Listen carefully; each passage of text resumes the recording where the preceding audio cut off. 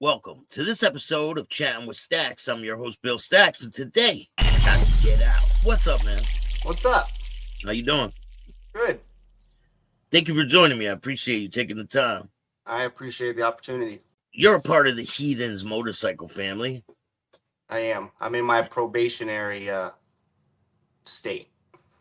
So that's before or after Prospect?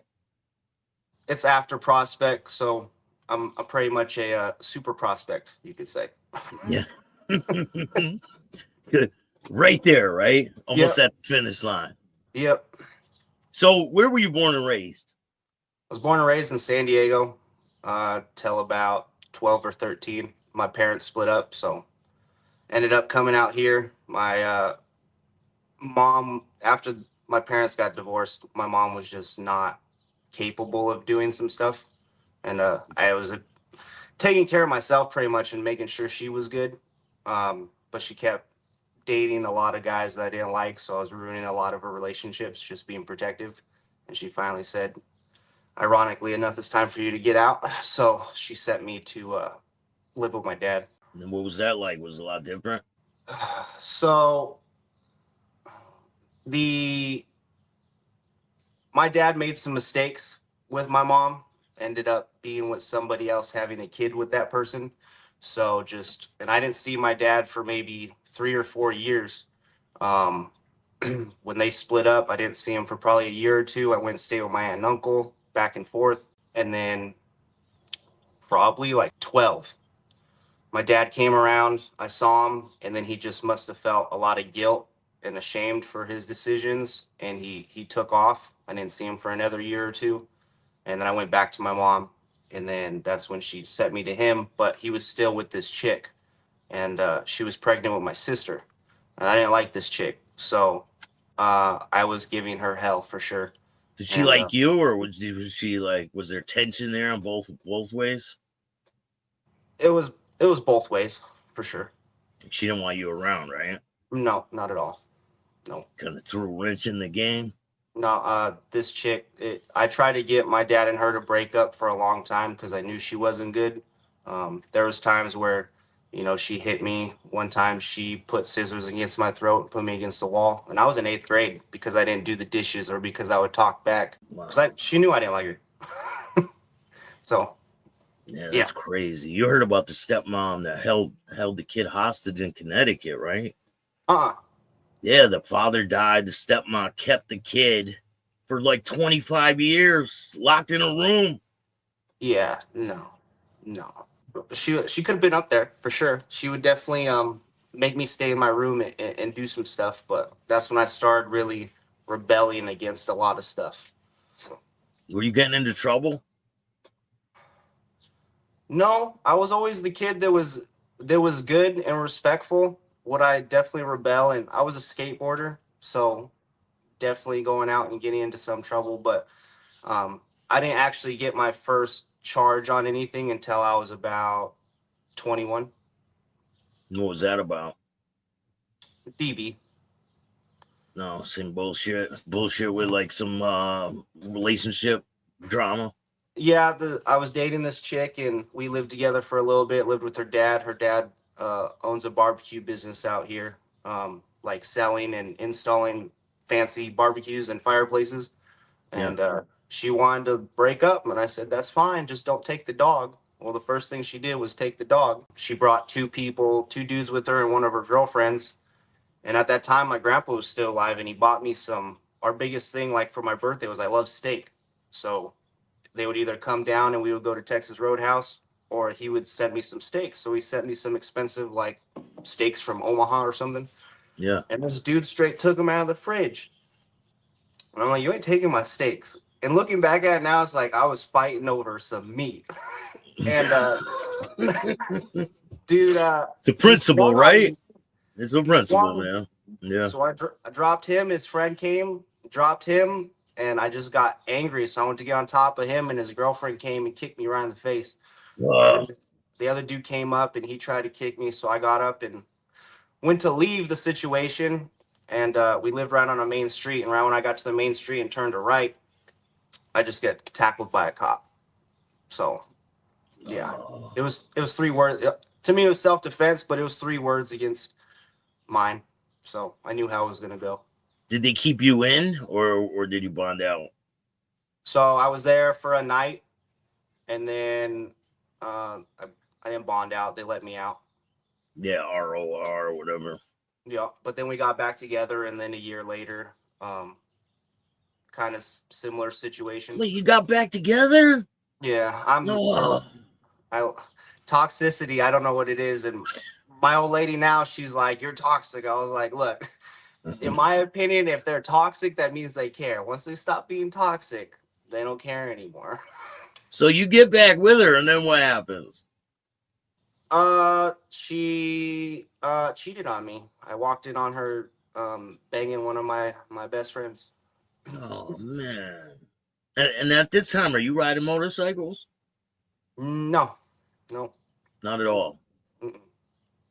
No. Are you? I mean, I've ridden since I was a kid, going to the dunes, riding dirt bikes, quads, things like that. But I didn't actually get my first bike until 2016. Me and my daughter's mom were together, and I was just became a truck driver. So I thought I was making pretty good money, 30 cents a mile.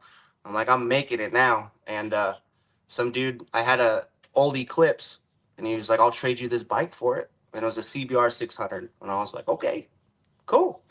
I didn't tell my daughter's mom nothing. I traded our only car for a motorcycle. And she was like, why would you do that? I said, we live right across from Walmart. You can walk over there. Yeah, you're toxic, man. Traded the only car for a motorcycle. Hey, I live on opportunity. I had an opportunity. I was like, I'll get you a car in a week. Oh man. Yeah, because you were making good money, so right? You think you are in the beginning of your trucking career, but you're not. No. So what happens next? Which part? So let's go back. Let's go back. Yeah. When you get back with that other girl, you walk in on her and some other guy. Yeah. And how does that situation go? I beat him with a stick. You get arrested again. I did. Yep.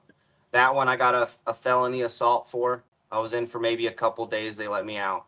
And then, crazy enough, I didn't get in trouble for probably 4 years. And I didn't do, when I first got that first DV case, they didn't. So when I got the felony and I went in, they were like, well, we'll drop the felony if you plead to your misdemeanor DV. And I was like, a felony for a misdemeanor? I'm taking the misdemeanor. Little did I know the hoops and the things that you have to do for domestic violence stuff is way worse. So, but I didn't do any of those things. I just stayed out of trouble for 4 years. So when I got my second DV, you could say, everything else was expunged. And then my very third DV that was with my daughter's mom. And again, DVs sound very bad. I want to put it out there. I'm very against women getting hit or anything like that. But I do believe at a certain point, some of these women nowadays can hit like a dude. So if you have to defend yourself, but my rule is if you hit me 10 times and I'll count with the intent to hurt me, then I'm going to have to stop you. That doesn't just walk away. You should just walk away. If it starts to get heated, just walk away. There's no reason for it to. Women chase you nowadays, though, to keep going.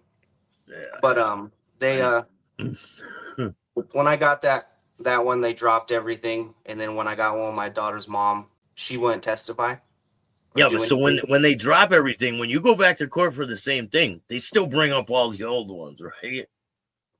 They can try, but it was set aside. So it's still there, but they really can't use it against you. And then, when I got my third one, they dropped, like I said, my daughter's mom didn't show up for nothing. And that one, she came home at 2 o'clock in the morning with the kids wearing the dude's shirt, and I told her to get out. She beat herself up. I watched her call 911, and she started scratching her chest, ripped the shirt, started punching herself. So I went and sat on the steps. If you have a history, it doesn't matter. It doesn't matter. You're alone. Correct. Yeah. So, but that's really it. Other than that, I try to stay clear. I don't like baloney, so I really don't like going to jail. No, it's not. It's not fun. Definitely isn't. Not at all. So during your time growing up around this area, do you ever come across any motorcycle clubs?